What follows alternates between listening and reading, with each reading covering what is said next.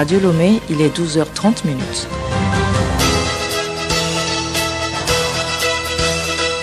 Le journal Geneviève Bognon. Madame, Monsieur, bonjour et merci de nous choisir pour vous informer à l'heure du journal. La journée mondiale de lutte contre le travail des enfants est observée aujourd'hui. Les gouvernants sont appelés à s'engager activement dans la lutte contre ce fléau. Que peut-on comprendre par le travail des enfants? La réponse à suivre dans cette édition. Pourquoi de plus en plus les gens ne font pas la dot? Les avis divergent sur ce sujet. La rédaction de Radio Lomé vous propose un micro-trottoir. Premier tour des législatives ce dimanche en France, des élections cruciales puisqu'elles vont déterminer la couleur politique du prochain gouvernement. À la mi-journée, la participation est de 18,43% en baisse de 8,8 points par rapport à 2017. Et puis, vous aurez à la fin votre expression du jour.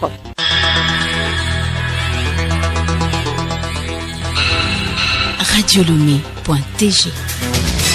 La protection sociale universelle pour mettre fin au travail des enfants, c'est le thème retenu pour l'édition 2022 de la Journée mondiale de lutte contre le travail des enfants observée ce 12 juin. Les gouvernants sont invités à s'engager activement dans la lutte contre ce fléau en établissant de socles solides de protection des droits des enfants. Léontine Atoguimon. Qu'ils aient ratifié ou non la Convention relative aux droits des enfants, les gouvernants sont appelés à jouer leur partition pour l'éradication du travail des enfants. Ceci à travers une approche systématique et des politiques efficaces pour renforcer les systèmes de protection sociale, l'éducation et les opportunités de travail décent pour les enfants. Aujourd'hui dans le monde, plus de 160 millions d'enfants âgés de 5 ans et plus sont forcés à travailler, alors que la protection sociale est à la fois un droit fondamental et un outil politique puissant pour contraindre les familles ou parents à ne pas recourir au travail des enfants. Les systèmes gouvernementaux de protection sociale sont donc essentiels pour lutter efficacement contre la pauvreté, la vulnérabilité et pour prévenir et éradiquer le phénomène.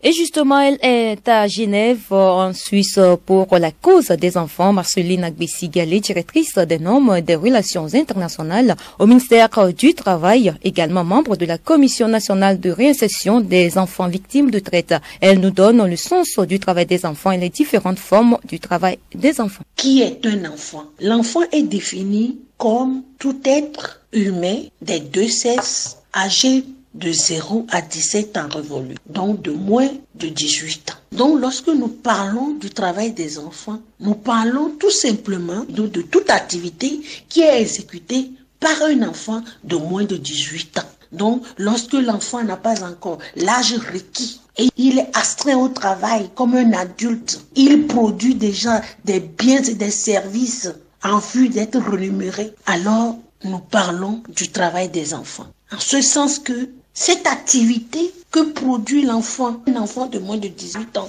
le prive de son enfance, de sa dignité, nuit à son développement physique et mental.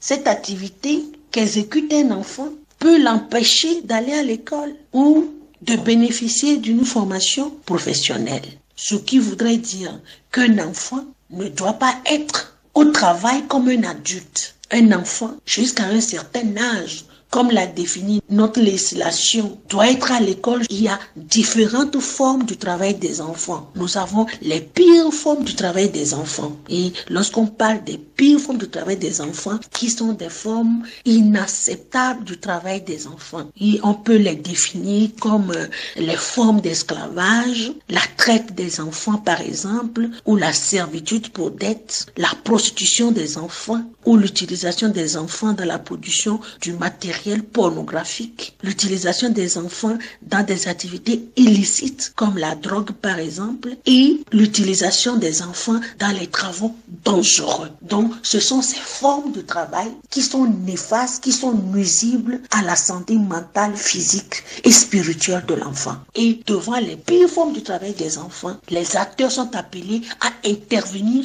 tout de suite, à apporter des réponses immédiates à la situation de l'enfant. Bientôt les vacances, les enfants aident les parents dans les travaux champêtres à vendre au marché ou dans un atelier de couture par exemple. Alors, qualifie-t-on cela comme le travail des enfants? Marceline Agbessi-Galé répond. Lorsque nous parlons du travail des enfants, les uns et les autres pensent que nous voulons dire qu'il ne faut pas faire travailler les enfants, même au sein de leur famille. C'est vrai que les enquêtes ont démontré qu'il y a certains enfants qui sont victimes de travail des enfants dans leur propre famille. Mais c'est cela que nous dénonçons. Il y a le travail socialisant, ce travail qui participe à l'éducation de l'enfant, ce travail qui permet à l'enfant d'acquérir des aptitudes d'une personne adulte plus tard. Ce travail socialisant permet à l'enfant d'avoir les b.a.-ba de la vie adulte. Donc, ce travail socialisant est fait en accompagnement des parents, avec les parents. Lorsque vous n'apprenez pas à votre fille ou à votre garçon à comment gérer la maison, balayer la maison, balayer la cour, laver la vaisselle, laver ses habits, faire le lit, accompagner maman au marché, aider maman dans les petites tâches, comment est-ce que vous voulez que demain, cet enfant puisse être un adulte? Comment voulez-vous qu'il puisse se gérer demain? Donc, le travail socialisant, c'est un travail très important. Que les parents donnent des aptitudes, cela voudrait dire que ça n'empêche pas l'enfant d'aller à l'école. Ça n'empêche pas l'enfant de jouer comme les autres enfants. Ça ne prive pas l'enfant de son enfance. Ça n'handicape pas l'avenir de l'enfant. Donc, c'est ce travail que l'enfant fait sans contrainte. C'est-à-dire, l'enfant n'est pas obligé. Ça participe au développement de l'enfant. Donc, comprenons que lorsque, pendant les vacances, vos enfants vous accompagnent dans vos petites activités ou bien vos tâches quotidiennes et que c'est sur le regard bienveillant des parents, je ne pense pas qu'on peut l'interdire, non. Mais, s'il vous plaît, c'est interdit si, pendant les vacances, maman met sur la tête de la petite fille de 8 ans une bassine remplie de piowata, en lui demandant d'aller vendre les sachets de piowata entre les rues, entre les véhicules, au feu tricolore, dans les quartiers, tout seul. Là, c'est interdit. Oui, c'est interdit parce que c'est très dangereux pour l'enfant. L'enfant peut subir un accident de travail. Oui, il est en train de travailler, donc l'enfant peut être ramassé par un engin roulant. L'enfant peut même être kidnappé par un adulte véreux. Vous savez que nous sommes aujourd'hui dans un monde où vous ne pouvez pas imaginer ce que les adultes sont capables de faire aux enfants. Donc, pendant les vacances, nos enfants peuvent nous accompagner. Ne laissez pas vos enfants aller vendre au feu tricolore tout seuls. Ne laissez pas vos enfants aller vendre dans les quartiers tout seuls. N'envoyez pas vos enfants sur les sites d'extraction de gravier et de sable. Non, n'envoyez pas vos enfants sur les lieux de ferrage. N'envoyez pas vos enfants collecter les gakobéblés tout seuls. Non, jamais. Ils seront blessés par les matériaux tranchants et c'est le tétanos qui s'ensuit. Protégeons nos enfants tout en les faisant travailler de manière socialisante. Protégeons-les.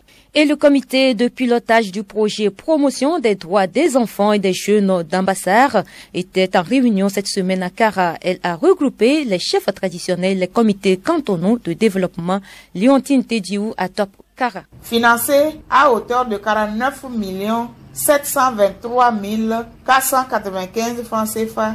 Le projet de promotion des droits des enfants et jeunes d'Ambassar est un projet de parrainage mis en œuvre chaque année dans 9 cantons des préfectures de Bassar, d'Assoli et de la Kosa. La rencontre a permis aux participants de faire le bilan des activités en termes d'analyse de la performance du projet, d'orientation stratégique en fonction des réalités de terrain, d'identification des goulots d'étranglement, puis de propositions de solutions permettant d'améliorer la qualité des actions de tous les acteurs impliqués. Au cours des travaux, ces acteurs ont d'abord pris connaissance de la politique de sauvegarde des enfants avant de suivre la présentation de la synthèse des activités des COGEP, le point du suivi de ce projet par le comité de pilotage et échanger sur le processus d'évaluation de la performance des cantons et l'élaboration des plans opérationnels communautaires. En présentant les résultats obtenus au terme de l'année fiscale qui va de juillet 2021 à juin 2022, la coordinatrice de ce projet, Madame Chamanou Poué,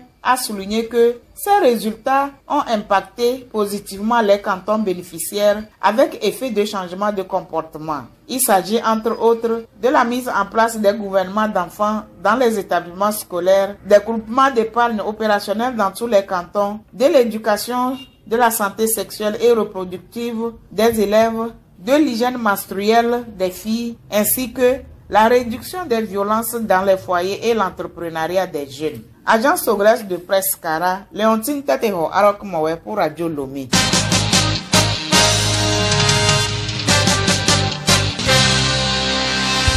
Le 15 juin est retenu pour la journée mondiale de maltraitance des personnes âgées. À ce sujet, les avis divergent sur le début réel de l'âge où on peut être considéré comme personne âgée.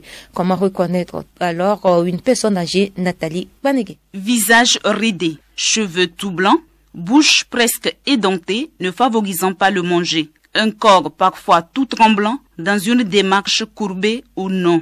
Voilà la personne âgée. De plus, les difficultés de communication associées en particulier à la surdité et à la démence.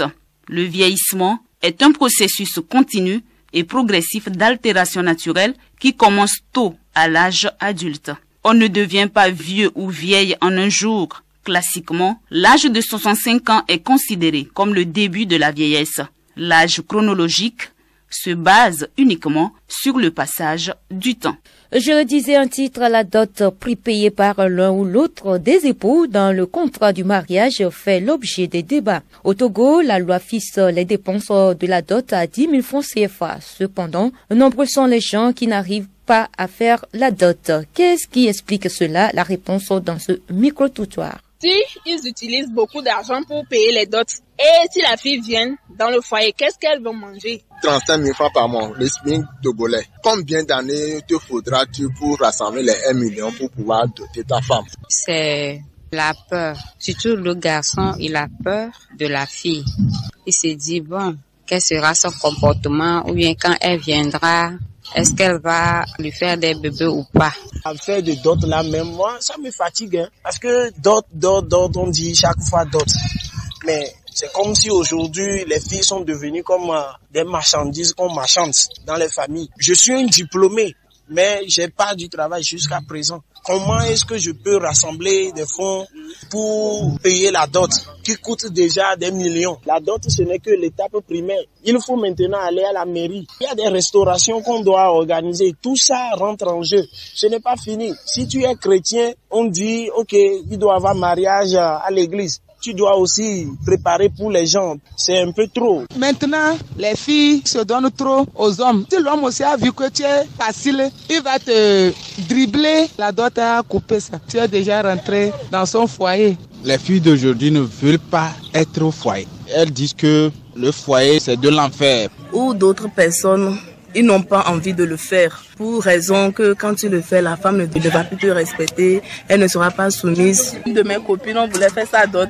Son père a écrit sur la liste que niveau de la jeune fille, licence, un raoudou a ajouté. Donc l'homme est découragé, ce qui fait qu'il n'a pas fait la dot jusqu'à présent. Ma copine est restée comme ça. Souvent, ils ne s'étudient pas avant de rester ensemble. C'est maintenant que tu sens que, c'est comme ça. La femme va te dire que oui, c'est comme ça que tu m'avais vu, tu m'as pris, non. Elle ne parlait pas, elle n'a pas les plats. Si tu sais que la femme ne te plaît pas, il ne faut pas la garder et tu ne donnes pas la dot. Non! Sans transition, moi à l'étranger, on vote ce dimanche en France pour le premier tour des élections législatives. À la mi-journée, la participation est de 18,43%, en baisse de 0,8 points par rapport à 2017. Elle est particulièrement surveillée, c'est l'un des enjeux du scrutin. Les observateurs s'attendent à un taux supérieur à 50% d'abstention. Quelques 48 millions d'électeurs sont appelés à désigner leurs députés. C'est le premier tour des législatives. Un mois et demi après la réélection d'Emmanuel Macron à la présidente de la République, des élections cruciales puisqu'elles vont déterminer la couleur politique du prochain gouvernement et qui risque d'être marquée par une forte abstention. Terminons par notre expression du jour, l'expression « puis ». Ensuite, n'hésite pas dans la grammaire française, soit c'est l'un ou c'est l'autre. C'est-à-dire que nous pouvons dire simplement « puis » ou « ensuite », donc les deux ne se disent pas à la fois.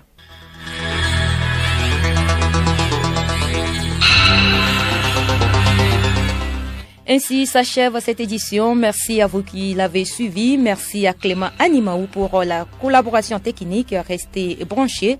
Le programme se poursuit.